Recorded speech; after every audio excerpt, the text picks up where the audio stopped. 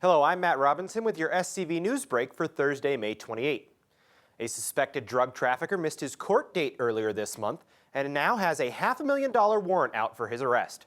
4 pounds of methamphetamine were found in 28-year-old Victor Ochoa's vehicle after a traffic stop on April 29th. He is now facing 1 count of transportation of narcotics for sale. Ochoa was scheduled for a court date on May 11th, but made no appearance. He now has a $500,000 warrant out for his arrest. A Canyon Country family is beginning to rebuild after a fire ravaged their home last week.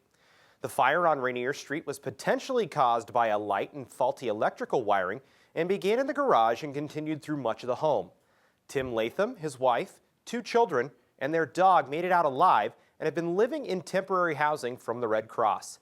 The family has a GoFundMe account where community members can help raise funds at www.gofundme.com/VK3YVW. 2 of Assemblyman Scott Wilkes' bills passed the Assembly Appropriations Committee this week.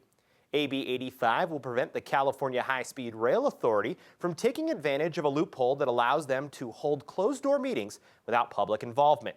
AB 542 will allow California community colleges to receive funding for providing PE courses for early college and middle college high school students, since they are required to take those courses.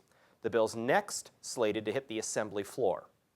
SCVI's 8th grade class invited the community on a trip back in time to the Civil War era as part of a Living History Day on Thursday morning. Students learned the history behind the Civil War, including how to budget, advertise, and communicate in the classroom. For their culminating project, they set up an overarching Civil War reenactment at the historic Rancho Camulos in Piru. Nothing is mandated by us, and that's what I like about it. It's all student-driven. They do everything. They do the planning, they call the businesses, they call the museum, they come with us and map everything out. They're the one, if you look at our brochure, you look at everything we have, it was all done by students. We're there to facilitate lightly and be there, but other than that, they do it all. Coming into it, learning all like the sutlery and the commissary and all the doctors and what you need to do to your rifle and to your whatever you're selling. It's just like a great learning process and a great time.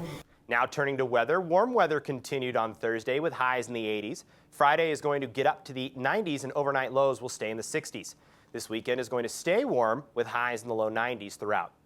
That's all for your SCV NewsBreak. For more local news, you can log on to hometownstation.com or scvnews.com.